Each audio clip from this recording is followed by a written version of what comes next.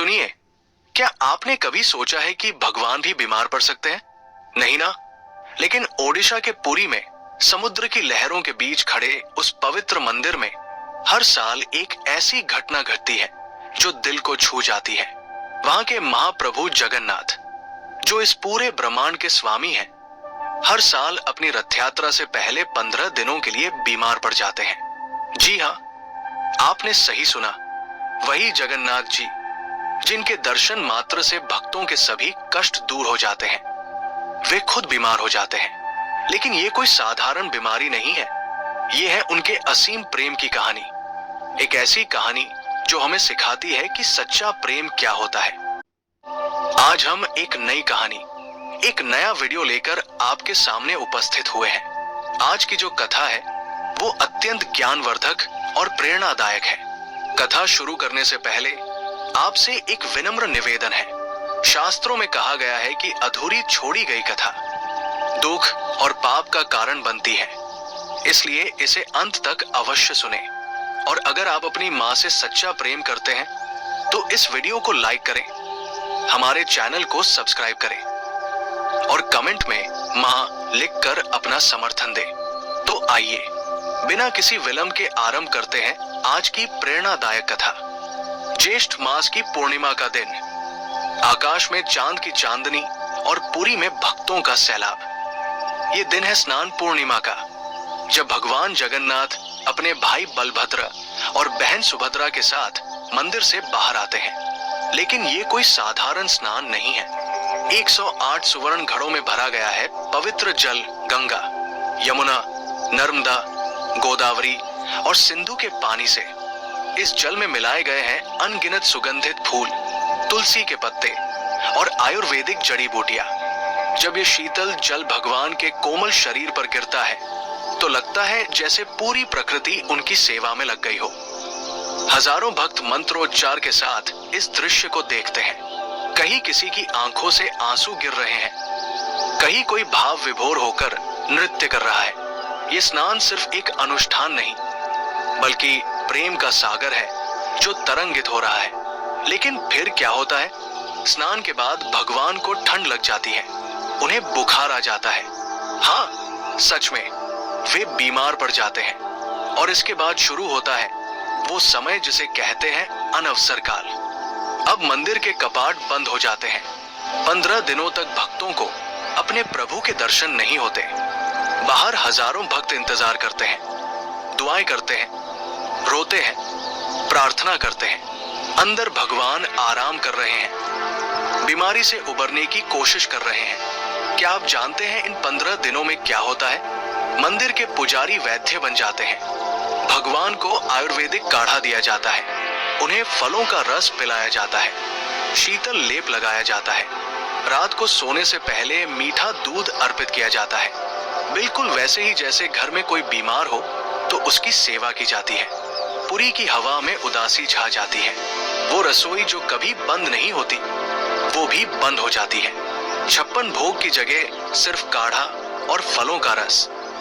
मंदिर में सन्नाटा, बाहर भक्तों की बेचैनी। लेकिन ये सब क्यों होता है? इसके पीछे छुपी है एक ऐसी कहानी जो आपकी आंखों को नम कर देगी।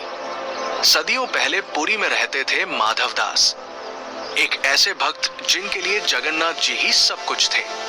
वे अकेले थे इस संसार में, न कोई पत्नी, न कोई संतान, न कोई रिश्तेदार। बस एक ही रिश्ता था, अपने प्रभु जगन्नाथ से। माधव दास का हर दिन शुरू होता था भगवान के दर्शन से। वे घंटों मंदिर में बैठकर भजन करते, प्रभु से बातें करते, जैसे कोई अपने सखा से करता है। और आश्चर्य की बात ये थी कि भगवान भी उनसे बातें करते थे। हाँ, सच में वे उनके साथ खेलते, हंसते, यहाँ तक कि शरारतें भी करते थे। माधव दास की खुशी का कोई ठिकाना नहीं था। वे कहते थे, मेरे पास तो सब कुछ है, मेरे जगन्नाथ है ना, वे मेरी रक्षा करेंगे, मेरी सेवा करेंगे। और सच में भगवान की कृपा से उन्हें कभी किसी चीज की कमी नहीं हुई। लेकिन एक दिन सब कुछ बदल गया। माधव दास को अचानक से बहुत तेज बुखार आया, दस्त उल्टी शुरू हो गई, बुखार इतना तेज था कि वे बिस्तर से उठ भी नहीं पा रहे थे। दिन रात पसीने से तरबतर रहते, कुछ खाने का मन नहीं करता, पानी भी नहीं पी पाते थे। दिन बीतते गए, माधव दास की हालत बिगड़ती जा रही थी। वे इतने कमजोर हो गए कि अपना ख्याल भी नहीं रख पा रहे थे। अकेले पड़े रहते और भगवान को पुकारते रहते, हे जगन्नाथ, हे प्रभु, कहाँ हो तुम? तुमने कहा था कि मेरी रक्षा करोगे। आज मैं इतना बीमार हूं, कहाँ हो तुम? लेकिन भगवान का कहीं नाम निशान नहीं। दिन रात माधव दास तड़पते रहते, कभी कभी तो वे बेहोश हो जाते। जब होश आता तो फिर भगवान को पुकारते, लेकिन कोई जवाब नहीं मिलता। 15 दिन बीत गए। माधव दास की हालत अब गंभीर हो चुकी थी। वे मृत्यु के करीब पहुंच गए थे। उनकी सांसें तेज चल रही थी, हाथ पैर ठंडे पड़ चुके थे। लगता था कि अब वे बच नहीं सकते। 16वें दिन सुबह जब माधव दास की आंख खुली तो उन्होंने देखा कि उनके पास एक नौजवान बैठा है। सुंदर मुखमंडल, तेजस्वी आंखें और चेहरे पर करुणा की अनंत छाया। ये नौजवान माधव दास का माथा सहला रहा था। कौन हो तुम? माधव दास ने कमजोर आवाज में पूछा। मैं तुम्हारी सेवा करने आया हूं, उस नौजवान ने मुस्कुराते हुए कहा। और फिर शुरू हुई वो सेवा जिसे देखकर देवता भी शर्मा जाएं। उस नौजवान ने माधव दास को पानी पिलाया, उनके गंदे कपड़े बदले, उनके शरीर को साफ किया, उन्हें दवा दी। रात दिन उनके पास बैठकर उनकी देखभाल की। धीरे धीरे माधव दास की तबीयत सुधरने लगी, बुखार कम होने लगा, वे थोड़ा खाने पीने लगे। उस नौजवान की सेवा इतनी निस्वार्थ थी कि माधव दास हैरान रह गए। तुम कौन हो भाई? तुम मेरी इतनी सेवा क्यों कर रहे हो? मैं तो तुम्हें जानता भी नहीं। नौजवान ने सिर्फ मुस्कुराकर कहा, सेवा करने के लिए क्या जानना जरूरी है? तुम बीमार हो, मैं स्वस्थ हूं, बस यही काफी है। जब माधव दास पूरी तरह स्वस्थ हो गए तो उस नौजवान ने कहा, माधव, अब मैं जा रहा हूं। नहीं, तुम कहीं नहीं जाओगे। तुमने मेरी इतनी सेवा की है, मैं तुम्हें कैसे जाने दूं? मुझे जाना होगा माधव, लेकिन तुम परेशान मत हो, मैं हमेशा तुम्हारे साथ हूं। और ये कहकर वो नौजवान अदृश्य हो गया। माधव दास हैरान रह गए। ये क्या हुआ? वो कौन था?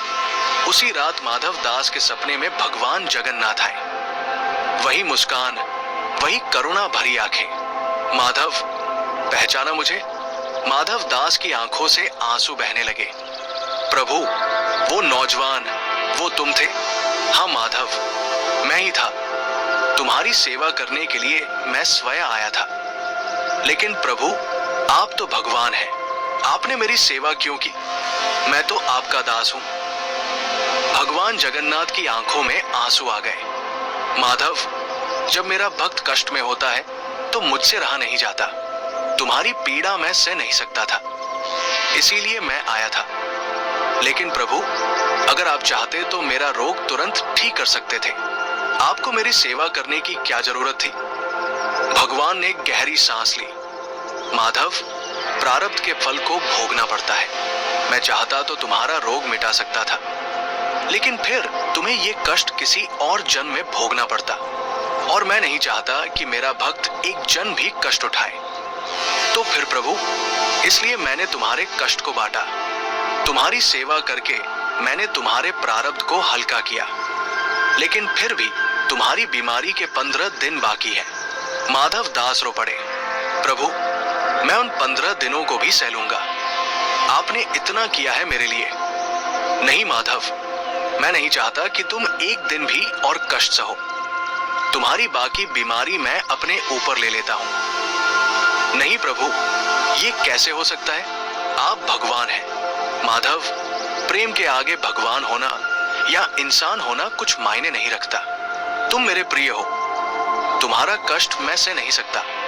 और भगवान जगन्नाथ ने माधव दास की बाकी 15 दिन की बीमारी अपने ऊपर ले ली। उसी दिन से ये परंपरा शुरू हुई।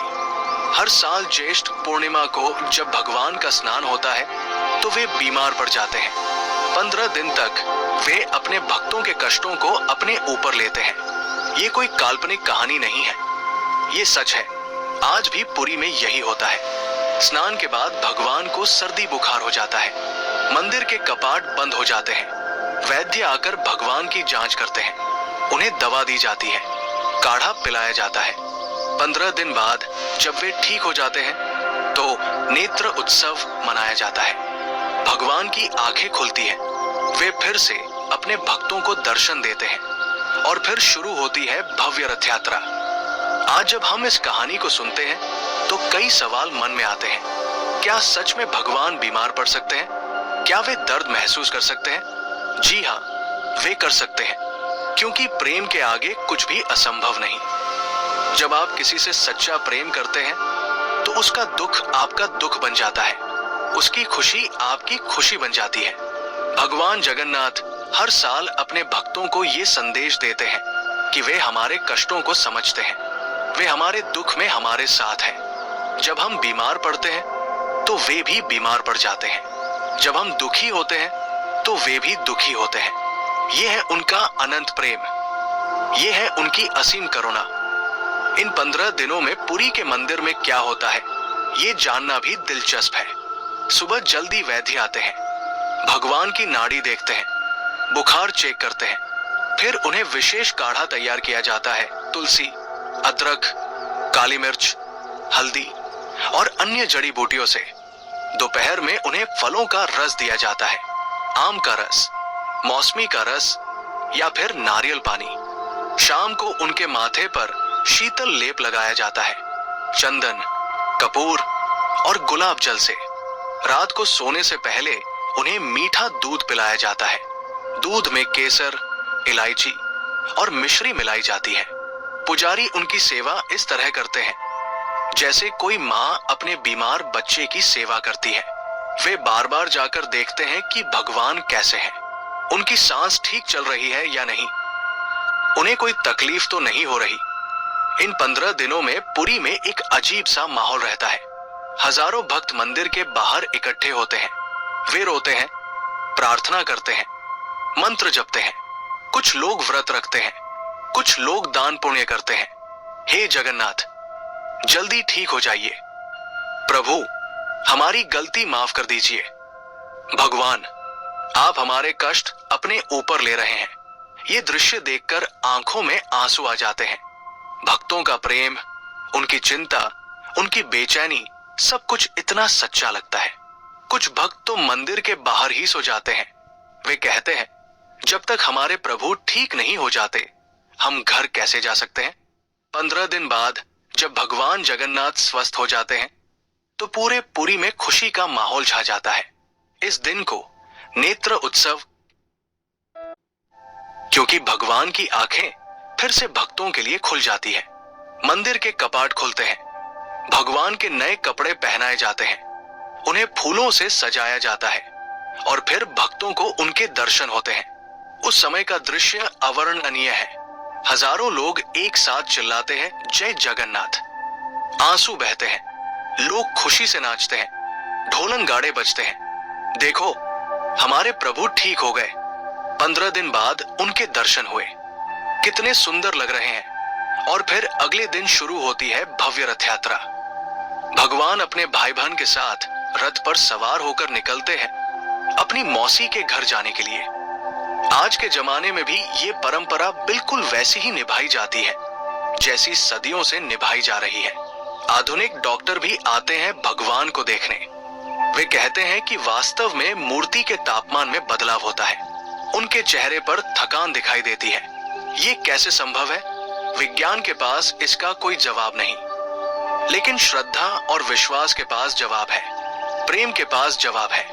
भगवान जगन्नाथ का ये अनुष्ठान हमें सिखाता है कि सच्चा प्रेम स्वार्थरहित होता है। जब आप किसी से सच्चा प्रेम करते हैं तो आप उसके लिए कुछ भी कर सकते हैं, यहाँ तक कि अपना सुख चैन भी त्याग सकते हैं। इस कहानी का सबसे बड़ा संदेश ये है कि भगवान हमसे कितना प्रेम करते हैं। जब हम दुख में होते हैं तो वे भी दुखी होते हैं, जब हम बीमार पड़ते हैं तो वे भी हमारे साथ कष्ट सहते हैं। ये कहानी हमें ये भी सिखाती है कि सेवा का मतलब क्या होता है। माधव दास की सेवा करके भगवान ने दिखाया कि सच्ची सेवा निस्वार्थ होती है, उसमें कोई अपेक्षा नहीं होती। और सबसे बड़ी बात यह है कि ये कहानी हमें बताती है कि हमारे कष्ट व्यर्थ नहीं जाते। भगवान हमारे हर दुख को देखते हैं, समझते हैं और उसे अपने ऊपर ले लेते हैं। आज जब हम अपने जीवन में कष्ट आते देखते हैं तो हमें याद रखना चाहिए कि हमारे जगन्नाथ जी हमारे साथ हैं। वे हमारे दुख में हमारे साथ दुखी होते हैं, हमारी पीड़ा को अपने ऊपर लेते हैं। हर साल जब वे बीमार पड़ते हैं तो वे हमें याद दिलाते हैं कि वे हमारे कष्टों को भूले नहीं हैं। वे आज भी उसी तरह हमारी चिंता करते हैं जैसे माधव दास की करते थे। ये है जगन्नाथ जी का प्रेम, ये है उनकी करुणा, ये है उनका वो वादा जो वे आज तक निभा रहे हैं। जब भी आप कष्ट में हो, दुखी हो, परेशान हो, तो याद रखिए कि पुरी में बैठे आपके जगन्नाथ जी आपकी चिंता कर रहे हैं। वे आपके दुख को अपने ऊपर लेने के लिए तैयार हैं। जैसे उन्होंने माधव दास के लिए अपना स्वर्गीय सुख त्याग दिया था, वैसे ही वे आपके लिए भी कुछ भी करने को तैयार हैं। बस आपकी श्रद्धा सच्ची होनी चाहिए, आपका प्रेम निस्वार्थ होना चाहिए। आज भी जब स्नान पूर्णिमा का दिन आता है तो पुरी में एक अजीब सा रहस्य घटित होता है। वैज्ञानिक इसे समझाने की कोशिश करते हैं, लेकिन श्रद्धा इससे कहीं ऊपर की चीज है।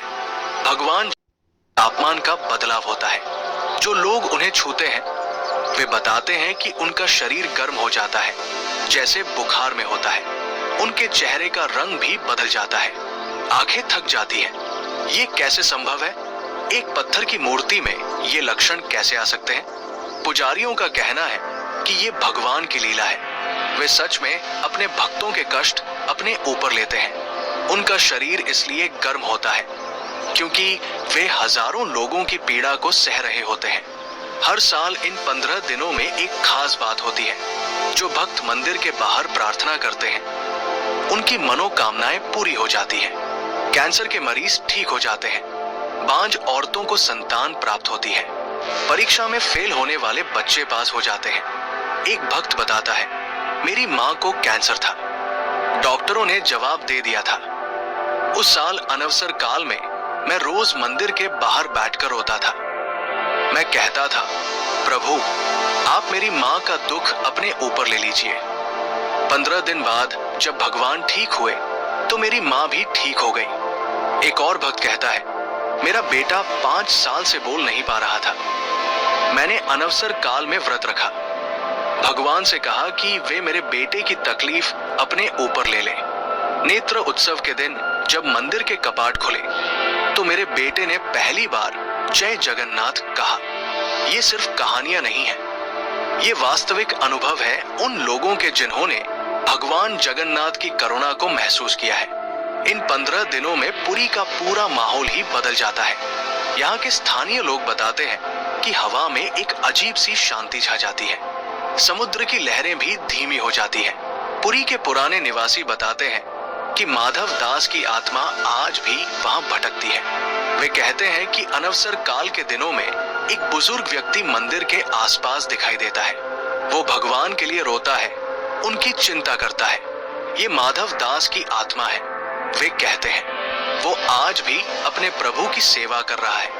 भगवान जब बीमार पड़ते हैं तो वो उनके पास आ जाता है। ये सुनकर रोंगटे खड़े हो जाते हैं।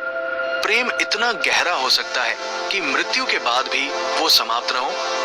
एक पुजारी बताता है, मैंने कई बार देखा है, रात के समय जब हम भगवान की सेवा करते हैं तो लगता है जैसे कोई और भी वहां है, कोई और भी भगवान का माथा सहला रहा है।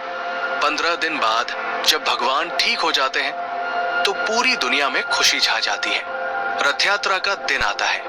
3 विशाल रथ तैयार किए जाते हैं, भगवान जगन्नाथ के लिए, बलभद्र जी के लिए और सुभद्रा जी के लिए। ये यात्रा सिर्फ एक उत्सव नहीं है, ये जीत का जश्न है।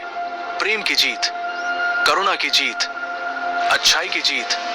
लाखों लोग आते हैं इस यात्रा में भाग लेने।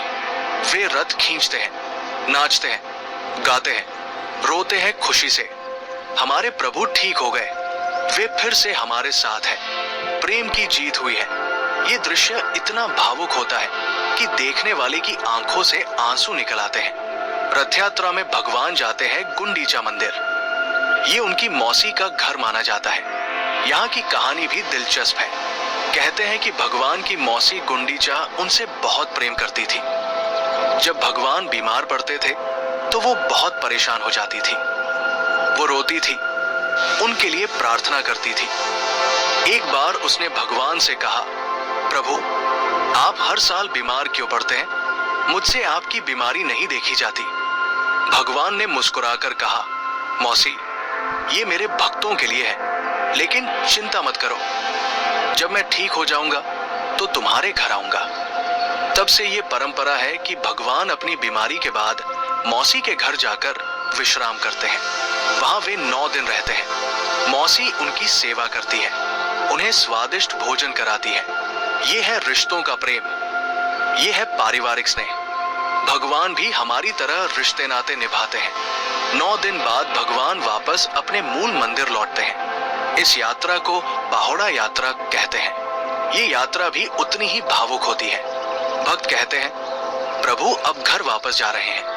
वे अपने भक्तों के पास वापस आ रहे हैं। लेकिन इस यात्रा में एक दुख भी होता है। भगवान फिर से 1 साल बाद बीमार पड़ेंगे। फिर से 15 दिन का इंतजार होगा। अगले साल भी यही होगा। भक्त सोचते हैं, प्रभु फिर से हमारे दुख अपने ऊपर लेंगे। ये चक्र निरंतर चलता रहता है।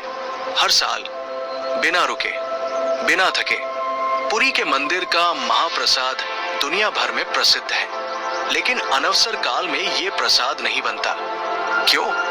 पुजारी बताते हैं, जब भगवान बीमार होते हैं तो वे भोजन नहीं कर सकते, इसलिए रसोई बंद हो जाती है। लेकिन 16वें दिन जब भगवान ठीक हो जाते हैं तो पहला प्रसाद बनता है पना का। ये एक खास पेय होता है, दही, गुड़, केला और नारियल से बना। इस प्रसाद की खासियत यह है कि ये तुरंत ठीक कर देता है। जो भक्त इसे पीते हैं उनकी सभी बीमारियां दूर हो जाती हैं। ये वही प्रसाद है जो भगवान अपनी बीमारी के बाद खाते हैं। पुजारी कहते हैं, इसमें वो शक्ति है जो सभी रोगों को हरा देती है। ये परंपरा सिर्फ धार्मिक नहीं है, ये एक सामाजिक आंदोलन है। ये लोगों को संवेदनशील बनाती है, एक दूसरे की परवाह करना सिखाती है।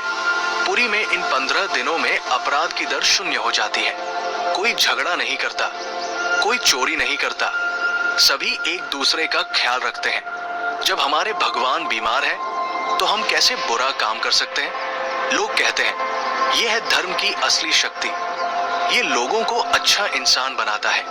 भगवान जगन्नाथ का ये अनुष्ठान हमें सिखाता है कि प्रेम में त्याग होता है, प्रेम में कष्ट सहना पड़ता है, प्रेम में अपनी खुशी दूसरों की खुशी के लिए कुर्बान करनी पड़ती है। लेकिन ये कष्ट कोई बोझ नहीं है, ये खुशी है, ये संतुष्टि है, ये वो अनुभव है जो जीवन को सार्थक बना देता है। प्रिय साथियों, इस कथा के बारे में आपके विचारों का हमें बेसब्री से इंतजार रहेगा। अगर ये कथा आपके लिए प्रेरणादायक साबित हुई हो तो कृपया इसे लाइक करें और इसे अपने प्रियजनों के साथ साझा करें। साथ ही कमेंट बॉक्स में जय श्री कृष्णा लिखकर अपनी भक्ति व्यक्त करें।